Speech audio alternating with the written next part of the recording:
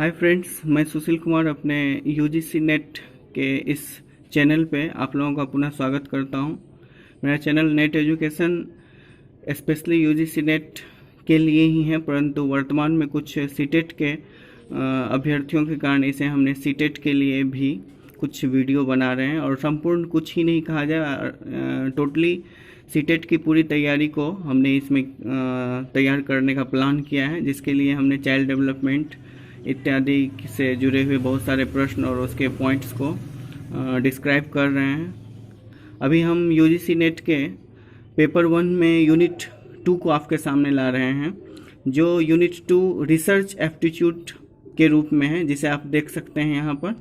यह research aptitude जो है, यह आपके अनुसंधान की योग्यता के नाम से जानी जाती है यूनिट में। तो जिसमें हम मुख्य रूप से यही देखेंगे कि अनुसंधान है क्या, रिसर्च है क्या, meaning of the research. Basically हमें पढ़ना है इसमें मीनिंग ऑफ द रिसर्च। तो अनुसंधान का अर्थ क्या होता है? तो अनुसंधान एक प्रकार का निष्कर्ष होता है जो किसी न किसी खास समस्या के संदर्भ में होती है, आपके निश्चित ज्ञान के अकॉर्डिंग होती है। तो निश्चित रूप से देखा जाए तो आपके ज्ञान के जो स्वरूप हैं उस समस्या के प्रति और प्रकृति का जो गहन अध्ययन आपने किया है व्यापक रूप से, तो इसका जो एक वैज्ञानिक तरीकों के रूप में आप जो रिसर्च किए हैं, तैयार किए हैं, वही आपका अनुसंधान कहलाता है। तो वस्तुतः इसे देखा जाए तो यह एक प्रकार का आत्मज्ञान है और ब्रह्म ज्ञान भी हो सकता है। ये मूल सत्य की खोज करने का एक तरीका है, अर्थात सत्य की, वास्तविक सत्य की खोज करना ही रिसर्च कहलाता है। यह इसके तरीके कई हो सकते हैं, इसमें उसके बहुत सारे तरीके हैं, बहुत सारी प्रकृति है, परंतु पूरी दुनिया में इसको अगर विशेष रूप से देखा जाए तो यही देखा जाएगा कि वास्तविक सत्य का खोज करना ही हमारा रिसर्च कहलाता है। अतः हमारा अनुसंधान एक ऐसी वैज्ञानिक पद्धति को मानता है जहाँ की यूनिवर्सल ट्रूथ हो।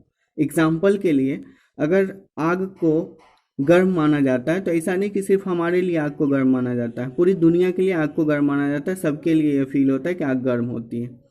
तो कुछ ऐसी ही घटनाओं, कुछ ऐसा ही डिसीजन, कुछ ऐसी ही समस्याओं का समाधान को हम मुख्य रूप से वैज्ञानिक पद्धति के अंतर्गत करते हैं और वह अनुसंधान कहलाता है हमारा। मुख्य रूप से देखा जाए तो अनुसंधान के जो विशेष टर्म है वो यही होता है, एक साइंटिफिक व्यू से अनुसंधान क्या है और उससे हमें कैसे लाभ और हानि प्राप्त होता है, या उसके समाधान के लिए आप क्या कर सकते हैं, एंड लास्टली देखा जाए तो इससे क्या निष्कर्ष प्राप्त होता है। इस 4 स्टेप में अगर देखा जाए तो संपूर्ण रूप से रिसर्च कंप्लीट हो जाता है। नेक्स्ट पॉइंट है हमारा कि अनुसंधान के कितने प्रकार होते हैं। आप यहाँ देख सकते हैं, ये पूछा जा रहा है कि अनुसंधान के कितने प्रकार हैं, अनुसंधान, how many types of the research. तो अनुसंधान के प्रकार की जब हम बात करते हैं तो अनुसंधान 2 प्रकार से होते हैं मुख्य रूप से अनुसंधान जो है वो 2 प्रकार से ही होते हैं। एक व्यवहारिक अनुसंधान है, जिसे आप यहाँ देख सकते हैं, जिसे प्रैक्टिकल रिसर्च के रूप में आप जानते हैं, और दूसरा है हमारा इंटेलेक्चुअल रिसर्च, जो बौद्धिक अनुसंधान के नाम से जाना जाता है। तो मुख्य रूप से अनुसंधान 2 ही होता है, पर इन दोनों में बहुत सारे अनुसंधान हैं, इसे हम देखते हैं। तो व्यवहारिक अनुसंधान के अंतर्गत यह एक प्रकार का ऐसा अनुसंधान होता है जो आपके व्यवहार में, आपकी गुणवत्ता के द्वारा पदार्थ, घटना इत्यादि की पुष्टि करते हुए अनुसंधान किया जाता है। व्यवहारात्मक प्रक्रिया के द्वारा यह अनुसंधान होता है। इसके द्वारा आप प्रैक्टिकल रूप से किसी भी घटनाओं का अध्ययन, विश्लेषण या उस पर कुछ भी आप कर सकते हैं। और उदाहरण के लिए वर्तमान में हमारे देश विदेश में जो कोरोना वायरस से फैला हुआ एक रोग है, तो इस रोग के अनुसंधान की जब हम बात करेंगे तो सबसे पहले हम रोग का कारण ढूंढेंगे कि आखिर रोग का कारण क्या है, फिर उसके लाभ क्या है, हानि क्या है, फिर उसकी प्रक्रिया, प्रोसेस या उसमें कुछ सुधार इत्यादि को देखेंगे और लास्टली हम अपना निष्कर्ष देंगे। तो एक साइंटिफिक व्यू से अगर हम देखा जाए तो अनुसंधान का मूल अर्थ यही है कि एक वैज्ञानिक तरीके से किया गया एक प्रकार का रिसर्च ही अनुसंधान कहलाता है। यह प्रैक्टिकल होता है तो बहुत ज़्यादा होता है, क्योंकि इसमें व्यवहारिक रूप से कुछ देखने को मिलता है, कुछ प्राप्त होता है। और जहाँ तक बौद्धिक या इंटेलेक्चुअल रिसर्च की जब हम बात करते हैं तो ये बौद्धिक रिसर्च जो है यह बुद्धि के आधार पर होती है, बुद्धि के द्वारा होती है। बुद्धि के आधार पर होती है, बुद्धि के द्वारा होती है, या आंतरिक रूप से वे सारे कार्यों को अंजाम देती है जो व्यवहारिक अनुसंधान में की जाती है। एग्जाम्पल के लिए, संसार में खुश रहने के लिए व्यक्ति क्या करेगा? तो इस समस्या का समाधान ढूंढने के लिए कोई प्रैक्टिकली कोई वर्क नहीं करना पड़ेगा, बल्कि उसे इंटेलेक्चुअल अर्थात बौद्धिक रूप से उसे यह देखना होगा कि हमको खुश रहने के लिए क्या करना है। तो विशेष रूप से देखा जाए तो हमारी अपनी आवश्यकताओं की पूर्ति, कम से कम आवश्यकता का होना, कंपैरिजन थॉट का नहीं होना, कॉम्परेटिव थॉट का नहीं होना, अपनी क्षमताओं में रहना, अपना जो भी योग्यता है उस योग्यता के अनुरूप अपना विकास करना इत्यादि, यह हमारा खुश रहने का एक तरीका हो सकता है। जो हमारा इंटेलेक्चुअल रिसर्च, तो इंटेलेक्चुअल रिसर्च जो होता है वो मेंटली देखा जाए तो खुद से होती है, और जो प्रैक्टिकल रिसर्च होता है वो करके देखना पड़ता है। तो ये बेसिकली देखा जाए तो टाइप्स ऑफ द रिसर्च दो प्रकार का होता है, एक प्रैक्टिकल रिसर्च और एक इंटेलेक्चुअल रिसर्च। दूसरा पॉइंट है, नेक्स्ट पॉइंट है हमारा कि अनुसंधान की ऑब्जेक्टिव्स क्या है, कैरेक्टरिस्टिक्स क्या है, या सिम्टम क्या है, उसके लक्षण क्या है। तो अनुसंधान के लक्षण की जब हम बात करें, आप यहाँ देख सकते हैं, तो अनुसंधान के लक्षण की जब हम बात करें तो अनुसंधान वैज्ञानिक विधियों पर आधारित होती है। इसमें परिमाण, दूसरा पॉइंट देखिए आप कि शोध में परिमाण व गुण का विश्लेषण होना चाहिए। रिसर्च जो है वो तार्किक, तीसरा बिंदु है, तार्किक और वस्तुनिष्ठ होना चाहिए। चौथा, यह अनुसंधान जो है वो संयम, धैर्य, शांति और बुद्धि तत्परता के साथ की जानी चाहिए। और पांचवा है कि निष्कर्ष किसी ज्ञान का निचोड़ होना चाहिए, जो हमारा डिसीजन निकलेगा रिसर्च के अकॉर्डिंग वो एक फाइनली रिजल्ट होना चाहिए। तो इस तरह से हम कह सकते हैं कि अनुसंधान के कैरेक्टरिस्टिक्स ये मुख्य 5 हैं, और जिसके बेस पे हम अनुसंधान करते हैं, और यही इसकी विशेषता कहलाती है। नेक्स्ट पॉइंट हम देखते हैं कि अनुसंधान को प्रत्यक्षवाद या उत्तर दृष्टिकोण क्या है। जाहिर सी बात है कि जो रिसर्च होगा वह अगर फाइनली एक स्पष्ट रूप से हमारे सामने दिखेगा तो वह कहीं ना कहीं प्रत्यक्षवाद को बढ़ावा देगा। और दृष्टिकोण की जब बात करते हैं तो किस व्यू को लेकर यह रिसर्च किया गया है या किस व्यू के अंतर्गत रिसर्च किया गया है, ये सबसे इम्पोर्टेंट। तो अनुसंधान प्रत्यक्षवाद होती है। अनुसंधान जब व्यवहारिक होती है तो कहीं ना कहीं वो प्रत्यक्ष रूप से सबके सामने मौजूद होती है, इसलिए इसे प्रत्यक्षवादी अनुसंधान कहते हैं। और दूसरा कि यह जब अनुसंधान के तर्क वितर्क बुद्धि उपयोगिता में अनुसंधान में ये बुद्धि लगाई जाती है तो किस संदर्भ में लगाई गई है वो उसका दृष्टिकोण कहलाता है। तो अनुसंधान में प्रत्यक्षवाद और दृष्टिकोण या उत्तर दृष्टिकोण इन्हीं बातों को स्पष्ट करता है। नेक्स्ट पॉइंट है हमारा अनुसंधान के तरीके क्या हैं। तो बेसिकली इसे हमने प्रॉपरली इसके लिए वीडियो बनाया है, जिसका लिंक हम इसके डिस्क्रिप्शन बॉक्स में दे देंगे। साथ ही इसके डिस्क्रिप्शन बॉक्स में आपको जो पीडीएफ दिखाया जा रहा है उसे भी दिया गया है, इसे आप वहां से डाउनलोड कर सकते हैं। और विशेष रूप से हम कहेंगे कि आप इसको इसी रूप में, जिस रूप में आपके पास पीडीएफ है उस रूप में इसे आप अध्ययन करिए। और प्रीवियस प्रश्न हम इसके यूनिट बाय यूनिट हम दे ही रहे हैं। इस यूनिट के भी कुछ प्रीवियस क्वेश्चन है जिसे हम अभी जस्ट ही आपको स्पष्ट रूप से इसको प्रकाश डालेंगे उस पर। तो फर्स्ट देखते हैं अभी हम अनुसंधान के तरीके क्या हैं, मेथड ऑफ रिसर्च क्या है। तो मेथड जो है इसके तरीके हैं, एक प्रायोगिक रूप से रिसर्च होता है, दूसरा है कि वर्णनात्मक रूप से रिसर्च होता है, तीसरा है कि ऐतिहासिक रूप से रिसर्च होता है, चौथा है गुणात्मक रूप से रिसर्च होता है, और पांचवा है मात्रात्मक रूप से रिसर्च होता है। अतः ये रिसर्च के जो मेथड हैं, तरीके हैं, वो प्रैक्टिकली है, किसी घटना का व्यवहारिक पुष्टि जब किया जाए, वर्णनात्मक है जब वर्णन करके विवरण प्रस्तुत करके उसका वर्णन किया जाए, ऐतिहासिक अनुसंधान का मेथड है, इसके अंतर्गत ऐतिहासिक घटनाओं इत्यादि की अवधारणा को जाना जाए। गुणात्मक अनुसंधान के तरीके में देखा जाए तो रंग रूप व्यवहार गुण नीति इत्यादि का जब अध्ययन किया जाए तो गुणात्मक। और मात्रात्मक अनुसंधान की बात किया जाए, यह जो मेथड है इसमें न्यूमेरिकल आंकड़ा, डाटा, ऊंचाई, गहराई, ग्राफ इत्यादि का आकलन किया जाता है। तो कहीं ना कहीं अनुसंधान के जो मेथड हैं वो प्रैक्टिकल हैं, डिस्क्रिमिनेशन है, हिस्टोरिकल है, क्वालिटेटिव है एंड क्वांटिटेटिव है। इस तरह से अनुसंधान की ये मेथड है। नेक्स्ट है हमारा कि अनुसंधान के तरीके क्या हैं। तो अभी हम कुछ देर पहले ही आप लोगों से ये स्पष्ट रूप से कहा था कि अनुसंधान बेसिकली एक साइंटिफिक व्यू होता है, साइंटिफिक सिस्टम के द्वारा यह प्रायोजित होता है।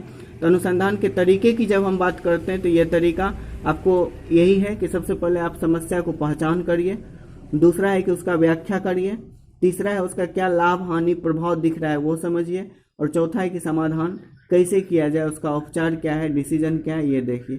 इस तरह से एक अनुसंधानिक तरीके के अंतर्गत वैज्ञानिक प्रणाली का उपयोग किया जाता है, जिसमें फर्स्ट समस्या की पहचान, दूसरी व्याख्या के प्रयोग, और तीसरा व्याख्यात्मक प्रयोग, तीसरा लाभ हानि, और चौथा समाधान या उपचार किया जाता है। इस तरह से हम किसी भी अनुसंधान के तरीके को इसी रूप में देख सकते हैं।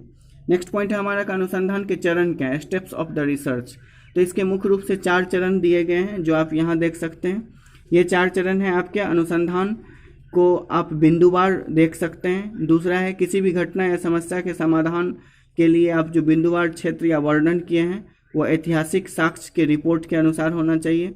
तीसरा है कि आंकड़ों पर एक खास रिपोर्ट आपके द्वारा तैयार की जानी चाहिए। और चौथा है कि किसी विशेष घटना के अनुकूल आपका एक खास डिसीजन होना चाहिए जो घटना पे आप रिसर्च कर रहे हैं। इस तरह से रिसर्च के जो स्टेप्स हैं वो फर्स्ट स्टेप अनुसंधान का बिंदु ढूंढिए, पॉइंट जिस पे आपको रिसर्च करना है। दूसरा है कि वो जिस घटना पे अनुसंधान आप कर रहे हैं उसका वर्णन प्रस्तुत करिए। तीसरा है कि आंकड़े लाइए, आंकड़े का एडजस्टमेंट कीजिए, आंकड़ों का स्वरूप तैयार कीजिए। और चौथा है कि आप निष्कर्ष प्राप्त कीजिए। तो ये मुख्य रूप से 4 स्टेप हैं जो अनुसंधान के स्टेप्स ऑफ द रिसर्च कहलाते हैं। नेक्स्ट पॉइंट है हमारा कि अनुसंधान में आईसीटी का क्या प्रयोग होता है। तो दोस्तों आईसीटी जो है वो अनुसंधान में एक तकनीकी योग्यता को बढ़ाने में काम करता है, अनुसंधान को सरल बनाने का काम करता है, डाटा को प्राप्त करने में इसकी अत्यधिक उपयोगिता होती है। इस तरह से अनुसंधान में आईसीटी का बहुत ही इंपॉर्टेंट है। आईसीटी के उपयोग होने से अनुसंधान बहुत ही ईजी हो गया है। नेक्स्ट पॉइंट है हमारा थीसिस या अनुच्छेद लेखन क्या है। तो जब हम थीसिस लिखते हैं, थीसिस को डिसर्टेशन भी बोलते हैं, एक छोटा असाइनमेंट भी बोला जा सकता है। तो यह एक प्रकार का शोध निबंध है। तो शोध निबंध को संदर्भित करने का प्रारूप शैली क्या है, अर्थात किस रूप से आप शोध निबंध को तैयार करेंगे। तो शोध निबंध को तैयार करने की सबसे बड़ी बात है कि आप किसी समस्या के बारे में आप अभी जो देखे हैं पॉइंट के स्टेप्स ऑफ द रिसर्च, उसको आप देखना होगा। जिस तरह से आप उसको देखें उसी तरह से यह आपकी गुणवत्ताओं या शोध के थीसिस और अनुच्छेद लेखन को उसी रूप में भी लिखा जाएगा। आपको पहले समस्या देखना होगा कि समस्या क्या है, उसका फिर लाभ हानि क्या है, उसका सॉल्यूशन क्या है और उसका डिसीजन क्या है।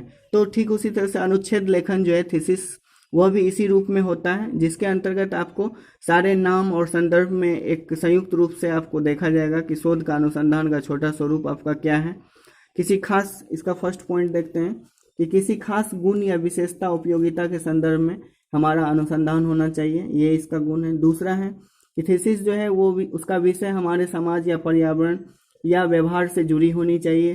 तीसरा है कि हमारा जो डिसर्टेशन होगा वो प्रभावशाली लेखन वाला होना चाहिए और जिसमें तुलना, मुहावरा इत्यादि का उपयोग हो। और चौथा है कि थीसिस जो है वो हमारा संक्षिप्त होना चाहिए, विशेष रूप से संक्षिप्तता पर हमें ध्यान देना चाहिए।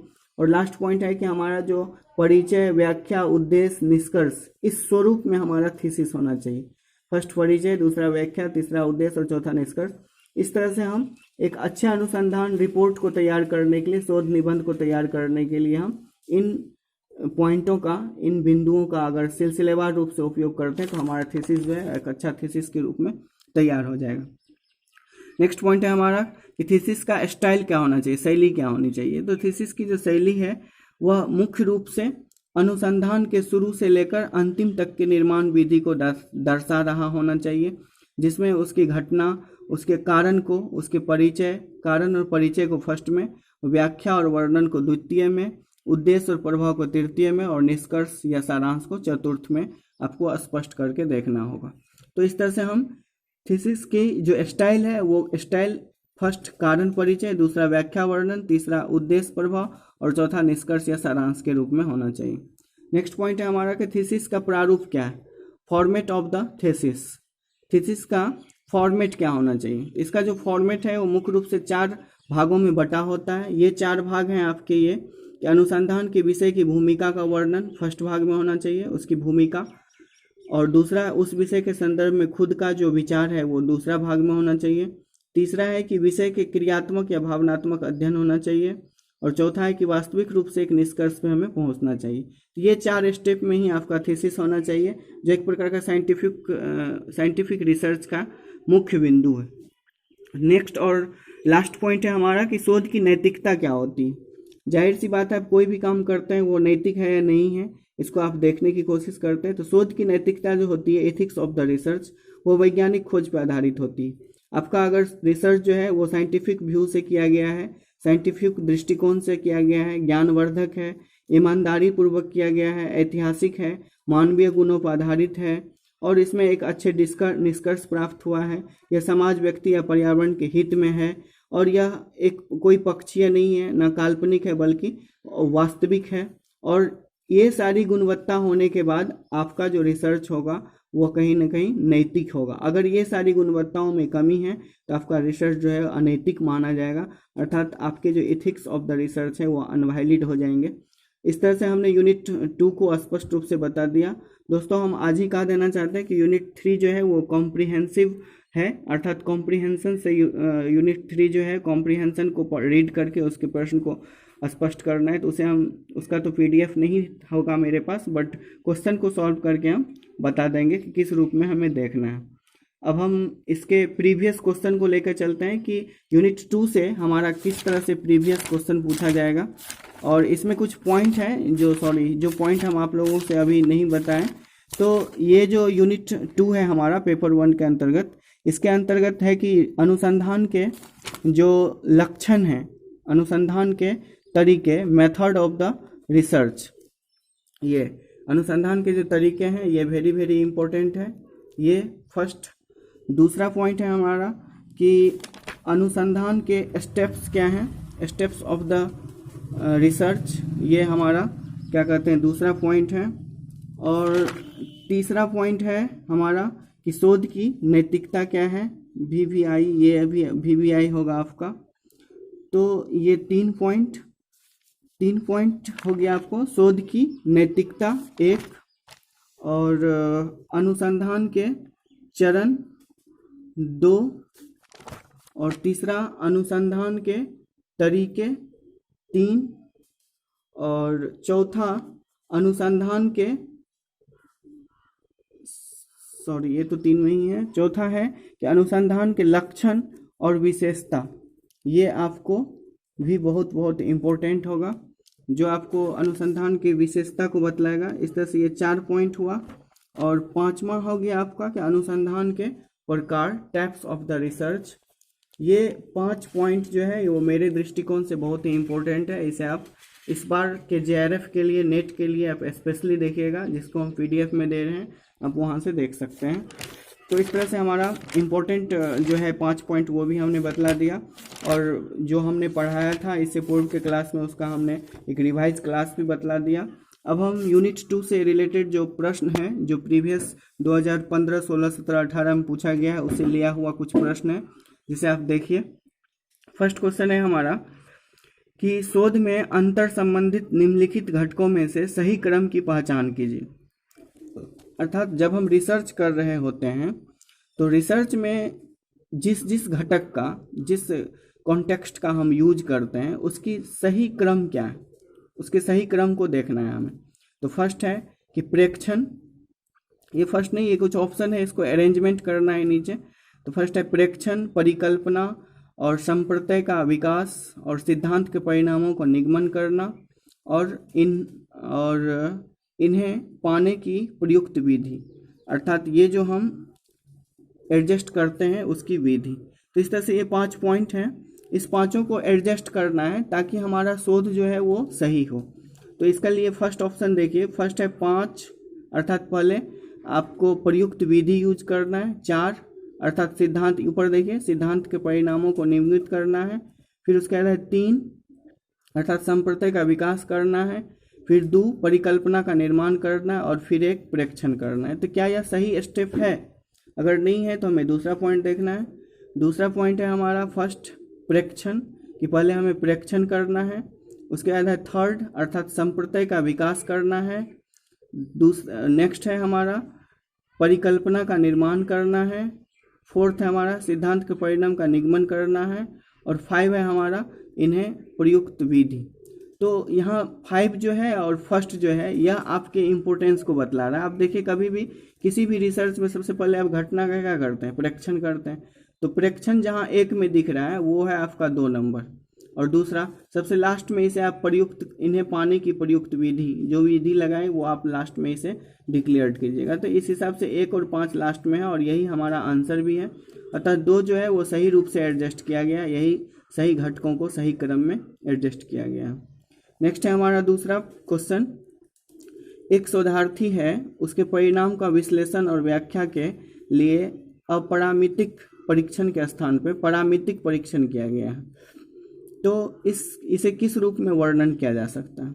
उसे परामितिक प्रयोग के आधार पे उसे अपरामितिक प्रयोग किया गया है, मतलब कहीं ना कहीं उसे रियल प्रैक्टिकल व्यू के स्थान पे उसे एक प्रकार का दूसरा कोई प्रैक्टिकल व्यू लिया गया है। तो इसके लिए उसको जो शोध है, उसके रिपोर्ट है, उसको क्या किया जाएगा? अनैतिक शोध माना जाएगा, या परिणाम की रिपोर्ट में धांधली मानी जाएगी, या उसका व्यवस्थित करने की तकनीकी चूक मानी जाएगी, या शोध परिणाम में हेरफेर मानी जाएगी। क्योंकि उसका जो है अपरामितिक परीक्षण है, मतलब परीक्षण किया हुआ है बट वो अपरामितिक के स्थान पे परामितिक परीक्षण कर दिया है। प्रैक्टिकल और नॉन प्रैक्टिकल रिसर्च की बात कर रहा है, कहीं ना कहीं वो किया है, परंतु वो शोध किया है, सही है। तो यह हमारा जो आंसर है इसका यह है कि यह तकनीकी चूक है, कहीं ना कहीं से यह व्यवस्थित करने की एक तकनीकी चूक है। तो 3 हमारा आंसर है कि शोधार्थी के द्वारा एक तकनीकी चूक हुआ है। बाकी उसका अनैतिक भी नहीं है, परिणाम की रिपोर्ट में धांधली भी नहीं है, और परिणाम में हेरफेर भी नहीं है, बल्कि कुछ तकनीकी चूक हो गया है। नेक्स्ट क्वेश्चन है हमारा कि सृजनात्मक अभिव्यक्ति के लिए शोधार्थी को निम्न में से किसमें अधिक गुंजाइश होती है? अर्थात जब हम सृजन करते हैं, सृजनात्मक अभिव्यक्ति रखते हैं, तो शोधार्थी को किसकी गुंजाइश ज़्यादा होती? वो शोध प्रबंध लिखने की, कि शोध प्रबंध प्रलेख को लिखने की, या सम्मेलन प्रपत्र की प्रस्तुत करने की, या शोध संक्षिप्तता का निर्माण करने की? तो सृजनात्मक अभिव्यक्ति के लिए शोधार्थी को निम्न में से जो एक सृजनात्मक अर्थात आपके द्वारा सृजन किया गया एक अभिव्यक्ति होना चाहिए। तो कब आप सृजन करते हैं? शोध प्रबंध लिखते हैं तब भी आप सृजन करते हैं। और दूसरा है कि प्रलेख, शोध प्रलेख का लेखन करते हैं, उसमें भी आप सृजनात्मक काम करते हैं। तीसरा है कि सम्मेलन पत्रक की प्रस्तुति करते हैं, तो उसमें भी आप सृजनात्मक काम करते हैं। और शोध की संक्षिप्तता का निर्माण करते हैं, तो ये सृजनात्मक नहीं है, ये तो आपका शॉर्टकट है। यहाँ देखा जाए तो 1 शोध प्रबंध का लेखन, दूसरा शोध प्रलेख का लेखन, और तीसरा सम्मेलन पत्रक की प्रस्तुति, ये तीनों में सृजनात्मक काम किया जाता है। अब तीनों में से किसी को ढूंढना है, क्योंकि 3 तो आंसर होगा नहीं। तो फर्स्ट आंसर है हमारा कि शोध प्रबंध का लेखन। क्या यहाँ देखिए प्रश्न है कि सृजनात्मक अभिव्यक्ति के लिए, मतलब एक नया चीज सृजन करने के लिए, इसकी अभिव्यक्ति के लिए शोधार्थी को निम्न में से अधिक गुंजाइश किस चीज का है? तो शोध प्रबंध लेखन, यानी शोध जो आप कर रहे हैं उसके मैनेजमेंट को आप लिखते हैं, ये ज़्यादा है, या शोध जो आप कर रहे हैं तो उसके लेखन प्रलेख को लिखते हैं, ये ज़्यादा है, या आप किसी कॉन्फ्रेंस में सम्मेलन में जाते हैं तो उसके पत्रक की प्रस्तुति के लिए आप सृजनात्मक रूप से करते हैं? तो यही ज़्यादा इम्पोर्टेंट है, यही हमारा आंसर है कि सम्मेलन पत्रक की प्रस्तुति हम जब करते हैं तो वो हमारा सृजनात्मक अभिव्यक्ति के लिए यह ज़्यादा अधिक गुंजाइश है। शोधार्थी के लिए ये अभिव्यक्ति में, सृजनात्मक अभिव्यक्ति के लिए शोधार्थी को यह अधिक गुंजाइश सम्मेलन पत्रक की प्रस्तुति करने में होती है। नेक्स्ट क्वेश्चन है हमारा कि शोध नैतिकता की समस्या क्या है? इसे हमने तो एक कॉपी पर लिखकर आपको स्पष्ट रूप से इसके एग्जाम्पल को बता रहा, इसे हम इसको प्रश्न के रूप में भी देख सकते हैं। तो शोध नैतिकता की समस्या, ये आप देख सकते हैं यहाँ पे, देखिए यहाँ पे प्रश्न है आपका कि शोध नैतिकता की समस्या शोध क्रियाकलापों के किस पहलू से संबंधित है? यही हमारा प्रश्न। तो शोध की जो नैतिकता होती है, अभी हमने देखा कि शोध की नैतिकता होती है, तो शोध नैतिकता की जो समस्या है वह किस क्रियाकलापों के पहलू से संबंधित है, इसे हमको देखना है। तो फर्स्ट है कि शोध के समग्र को परिभाषित करने में, दूसरा है कि साक्ष्य आधारित शोध रिपोर्ट करने में, और तीसरा है कि शोध प्रबंध के निर्धारित प्रारूप के अनुसरण करने में, और चौथा है कि गुणात्मक या मात्रात्मक तकनीकों के माध्यम से आंकड़ों का विश्लेषण करने से। अर्थात शोध की जो नैतिकता है, शोध की हम जो शोध करते हैं उसकी जो नैतिकता है, तो नैतिकता की जो समस्या है शोध क्रियाकलाप के किस पहलू से संबंधित? तो कहीं ना कहीं आपको अभी हमने दिखाया था कि कभी भी आप जब शोध करते हैं, यहाँ देखिए आप, यहाँ आप देख सकते हैं जो अभी हम स्पष्ट रूप से आपको बतला रहे थे, जो हमारा यूनिट 2 में शोध की नैतिकता था, यहाँ आप देख सकते हैं। यहाँ देखिए क्या कह रहा है कि हमारी शोध की जो नैतिकता है वो कब होती है, जब शोध वैज्ञानिक खोज पर आधारित हो, ईमानदारी पूर्वक हो, ऐतिहासिक हो, सामाजिक हो, पर्यवेक्षक हो, काल्पनिक ना हो, पक्षीय ना हो, तो वो नैतिक शोध कहलाता है। अर्थात शोध की नैतिकता इस बेस पे होती है। अब यहाँ हम प्रश्न को देखते हैं कि शोध की नैतिकता की समस्या जो है वो क्रियाकलाप के किस पहलू पर संबंधित, अर्थात कोई ना कोई निर्धारित प्रारूप है, कोई निर्धारित प्रारूप है जिसके अनुसरण करने से वह शोध सही माना जाता है। अगर इस प्रारूप का अनुसरण नहीं करेंगे तो शोध सही नहीं माना जाएगा। अर्थात शोध नैतिकता की समस्या शोध क्रियाकलाप के उसके निर्धारित प्रारूप के अनुसरण से है। यही हमारा आंसर होगा। लास्ट क्वेश्चन है, देखते हैं हम। लास्ट क्वेश्चन है हमारा कि क्रियाकलापों का निम्नलिखित समुच्चयों में से, यहाँ आप 39 नंबर क्वेश्चन देख सकते हैं। यह आपका 18 का प्रश्न है, आप इसे देख सकते हैं। यहाँ पे क्रियाकलापों के 39 में है, क्रियाकलापों के निम्नलिखित समुच्चयों में से कौन सा समुच्च क्रियात्मक शोध रणनीति की चक्रीय प्रकृति को इंगित करता है। क्रियाकलाप के निम्नलिखित समुच्चयों में से कौन सा क्रियात्मक शोध रणनीति की चक्रीय प्रकृति को इंगित करता है। तो यहाँ आप देख सकते हैं, एक सही रूप से देखा जाए तो कभी भी क्रियान्वित, यहाँ देखिए आप, फर्स्ट ऑप्शन है कि क्रियान्वित करना, फिर नियोजन करना, फिर प्रेक्षण करना, फिर गहन चिंतन करना, ये क्रियाकलाप सही है शोध रणनीति की। या दूसरा है कि नियोजन करना और फिर क्रियान्वित करना, फिर प्रेक्षण करना, फिर गहन चिंतन करना, यह सही है। या गहन चिंतन करना या प्रेक्षण करना फिर नियोजन क्रियान्वित करना, यह सही है। या चौथा है हमारा कि प्रेक्षण करना, क्रियान्वित करना और गहन चिंतन करना, यह सही है। तो विशेष रूप से हम इसको अगर देखें तो हमारे जो क्रियाकलाप के समुच्चय की बात कर रहे हैं हम, तो यहाँ पे जो हमारा आंसर होगा वो होगा कि नियोजन। सबसे पहले हम क्रियाकलापों का नियोजन कर रहे होते हैं। फर्स्ट नियोजन करेंगे, फिर उसका क्रियान्वित प्रेक्षण करेंगे, फिर प्रेक्षण करेंगे, फिर गहन चिंतन करेंगे। इस तरह से हमारा दो जो है वो सही आंसर है कि सबसे पहले किसी भी क्रियाकलाप में आप जब समुच्चय का निर्माण कर रहे हैं, आपकी शोध नैतिकता का जब आप निर्माण कर रहे हैं, अच्छी शोध तैयार कर रहे हैं, तो सबसे पहले आपको एक नियोजन करना होगा, फिर क्रियान्वित करना होगा, फिर प्रेक्षण करना होगा, फिर गहन चिंतन करना होगा। तो इस तरह से हमारे क्रियाकलाप में समुच्चयों में जो क्रियात्मक शोध रणनीति की चक्रीय प्रकृति को देखा गया है, वह प्रकृति नियोजन, क्रियान्वित, प्रेक्षण और गहन चिंतन से होकर गुजरती है। अतः दो जो है वो हमारा सबसे सही आंसर माना जाएगा। तो इस तरह से फ्रेंड्स हम लगभग 5 क्वेश्चन आपको यूनिट 2 को स्पष्ट किए हैं। तो यूनिट 2 का इम्पोर्टेंट पॉइंट, यूनिट 2 का जो इम्पोर्टेंट पॉइंट था उसे भी हम बता दिए हैं, और फिर अनुसंधान के चरण, स्टेप्स जो भी हैं इसे भी स्पष्ट रूप से बता दिए हैं। तो आप मुख्य रूप से इस PDF को देखिए और इससे पूछे हुए प्रश्नों के आधार पे जो हमने आपको अभी स्पष्ट किया है इसे आप देखिए, और आपका इस बार JRF और नेट 100% कंप्लीट हो जाएगा। आप इसे इसी व्यू से देखते रहिए, और फिर हम पेपर 2 को भी इस तरह से लाएंगे, उसके भी सभी यूनिट को और उससे संबंधित सभी यूनिट को हम बतलाएंगे भी।